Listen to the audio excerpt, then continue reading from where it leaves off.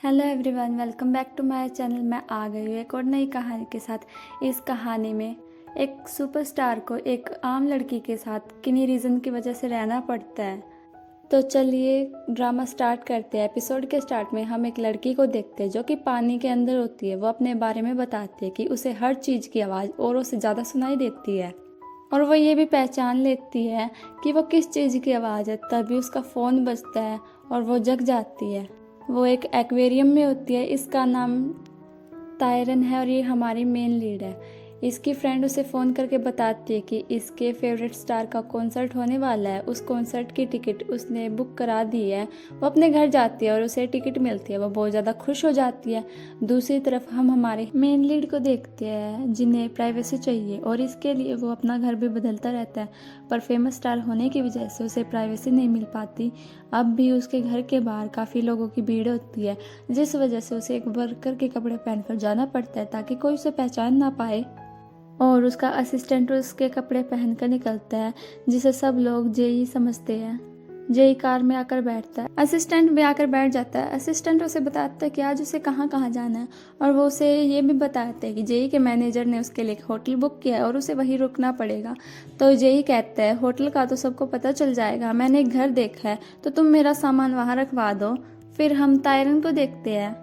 वो कॉन्सर्ट वाली जगह पर पहुँचती है, लेकिन उसे उसके फेवरेट स्टार सैंगवूक का कॉन्सर्ट नहीं मिलता। वो ढूंढती रह जाती है। वही जेई का फोटोशूट हो रहा होता है, पर तायरन फोटोशूट के बीच में आ जाती है। बॉडीगार्ड उसे फैन समझकर उसे वहां से ले जाते हैं। तायरन को पता चलता है कि शियावुकी का कॉन्सर्ट तो 7 तारीख को है, आज तो जेई का कॉन्सर्ट है। जेइन के साथ एक एक्ट्रेस फोटोशूट करने लगती है, पर वो उससे काफ़ी ज़्यादा चिपक रही होती है। जेई को अच्छा नहीं लग रहा था तो वो वहाँ से चला जाता है। तायरन को एक इंसेक्ट की आवाज़ आती है तो वो उसे रिकॉर्ड करने लगती है। वही जेई अपने मैनेजर से कह रहा होता है कि मैं उस एक्ट्रेस के साथ कोई फ़ोटोशूट नहीं करने वाला। तभी उसकी नज़र तायरन पर जाती है। उसे लगता है कि वो उसकी बातें रिकॉर्ड कर रही है, तो वो उसके पास जाता है और उसका रिकॉर्डर छीन लेता है और कहता है तुम इसमें क्या रिकॉर्ड कर रही हो। तो वो कहते हैं मैं इंसेक्ट की आवाज़ रिकॉर्ड कर रही हूँ, पर जेई उसका यकीन नहीं करता। वो कहता है मैं इसे लेकर जा रहा हूँ और जब तक मैं इसे चेक नहीं कर लेता मैं तुम्हें नहीं दूंगा। वो रिकॉर्डर लेकर वहां से चला जाता है। तायरन को अपना रिकॉर्डर वापस लेना था, इसलिए वो नेट पर सर्च करती है तो उसे पता चलता है कि अब वो एक फ़ैन मीटिंग में जाएगा। तो वो भी वहाँ फ़ैन मीटिंग में पहुँच जाती है। जेई वहाँ आता है और बारी बारी फ़ैन उससे मिलते हैं। फिर तायरन उसके पास अपना फेस कवर करके जाते हैं। वो उससे कहते हैं मेरे रिकॉर्डर वापस दो। सभी उसे ही देख रहे होते हैं। बॉडीगार्ड पकड़कर उसे बाहर निकाल देते हैं। फिर हम देखते हैं एक आइसक्रीम बस में तायरन का एक फ्रेंड होता है। तभी वहाँ उसकी दूसरी फ्रेंड आती है तो वो उससे पूछता है तायरन तुम्हारे साथ नहीं आई। तो वो रूडली उसे मना कर देती है। हम जेई को देखते हैं तो वो एक रियलिटी शो में जाता है जहाँ उसने ड्राइवर की ड्रेस पहनी होती है। उसका टास्क था कि उसे अपनी टैक्सी में 3 पैसेंजर को बिठाना था और पैसेंजर को उसे पहचानना था कि वो कौन है। उसकी टैक्सी में पहली पैसेंजर आती है, वो उसे पहचान लेती है। फिर दूसरी पैसेंजर आती है। ये पैसेंजर कोई और नहीं तायरन ही होती है, पर वो उस पर कोई ध्यान नहीं देती। जेई की टीम उसे बताती है कि उसे उसके साथ बात करनी होगी। जेई उससे पूछता है क्या आप काम करती है। तायरन कहती है अनएम्प्लॉयड हूँ। तो जेई उससे कहता है आप गाने तो सुनती होगी, आपने जेई के गाने तो सुने होंगे जो कि बहुत हैंडसम है। तो तायरन कहती है वो हैंडसम नहीं, वो बहुत अगली है। जेई अपना ही गाना चला देता है तो तायरन उसे बंद करने को कहती है। इन दोनों की बहस होने लगती है। रेड लाइट पर वे ये रुकते हैं। जेई जब पीछे मुड़कर देखता है तो वो उसे पहचान जाता है। तायरन उससे गुस्से में उसके ऊपर पानी फेंक देते हैं। फिर ग्रीन लाइट हो जाती है। ये दोनों अभी बहस कर रहे होते हैं। आगे चलकर इनका एक्सीडेंट हो जाता है। फिर हॉस्पिटल का सीन दिखाया जाता है। इन दोनों को ज़्यादा चोट तो नहीं लगी होती, पर जेई के फेस पर एक छोटा सा स्क्रैच आ जाता है।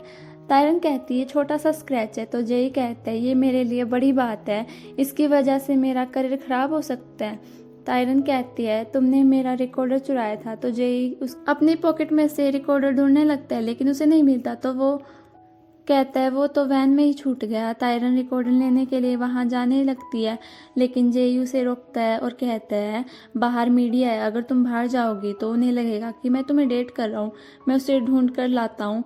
जेई अपने असिस्टेंट को रिकॉर्डर ढूंढ कर लाने को कहता है। वो बहुत सारा सामान लेकर आता है। तायरन का रिकॉर्डर ख़राब हो चुका था। तायरन उस पर गुस्सा करती है तो वो कहता है मैं तुम्हारे लिए नया ला कर दूंगा, पर तायरन मना कर देती है और कहती है उसमें मैंने कितना कुछ रिकॉर्ड किया था, इसके साथ मेरी कितनी मेमोरीज जुड़ी हुई है, मैंने कितनी मेहनत की थी इसके लिए। ये बोलकर वो उसे किक मार कर चली जाती है बाहर। मीडिया उसे देख लेती है। जेई की मैनेजर आती है तो रिपोर्टर उससे पूछने लगते हैं कि वो लड़की कौन थी, क्या वो जेई की गर्लफ्रेंड है, पर वो उन्हें जवाब नहीं देती। तायरन अपने रिकॉर्डर को ठीक कराने लेकर जाती है पर शो वालों से बताता है कि अभी ठीक नहीं हो सकता क्योंकि ये काफ़ी ज़्यादा पुराना रिकॉर्डर है। तायरन बस से जा रही होती है। वो बस से उतरती है तो एक लड़का अचानक से बेहोश होकर गिर जाता है। तायरन उसके लिए हेल्प मांगती है तो एक डॉक्टर जो कि उसी बस में था वो आ जाता है। वो तायरन के बालों में से पिन निकाल कर लड़के की गर्दन पर मारता है।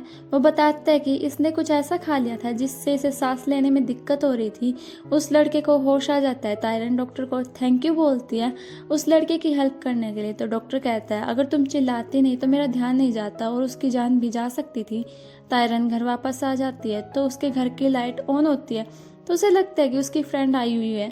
तभी उसके घर के बाहर कार आती है और उसमें से जेई निकलता है। वो अपने असिस्टेंट से घर की चाबी लेता है और अंदर चला आता है। वो घर उसे काफ़ी पसंद आता है। तायरन बाथरूम में होती है पर फिर उसे याद आता है कि वो अपने कपड़े लाना भूल गई है। नल चलाकर अपने कपड़े लेने चली जाती है। जेई घर को देखते हुए वहाँ आता है। नल खुला देखकर उसे अजीब लगता है कि जब यहाँ कोई नहीं है तो ये नल किसने चलाया, तो वो उसे बंद कर देता है। फिर थोड़ी देर बाद तायरन आती है। वो सोचने लगते हैं कि नल किसने बंद किया। नेक्स्ट सीन में तायरन लिरिक्स लिख रही होती है और जेई सो रहा होता है। तायरन को भूख लगती है तो वो किचन में खाने जाती है। वो गाना गाते हुए जाती है। उसकी आवाज़ जेई को भी सुनाई देती है तो वो जाग जाता है। वो आवाज़ सुनकर डर जाता है। उसे लगता है कि शायद इस घर में कोई घुस आया है। वो हिम्मत करके चेक करने जाता है तो वो देखता है कि किचन में किसी ने खाना खाया हुआ था।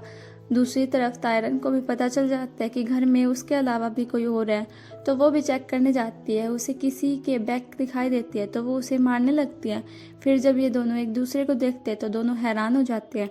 जेई उससे कहता है तुम यहाँ क्या कर रही हो,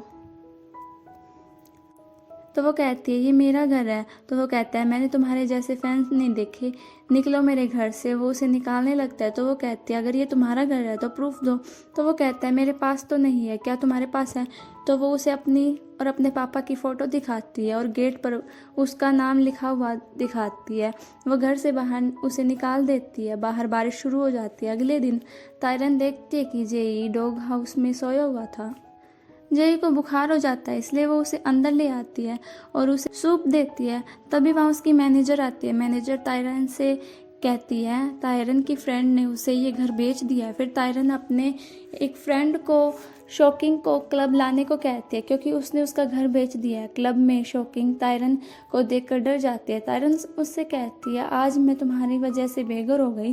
फिर पास्ट का सीन दिखाया जाता है। शॉकिंग ने उसे ड्रिंक कराकर नशे में उसके घर को अपने नाम करवा लिया था, फिर उसे बेच दिया।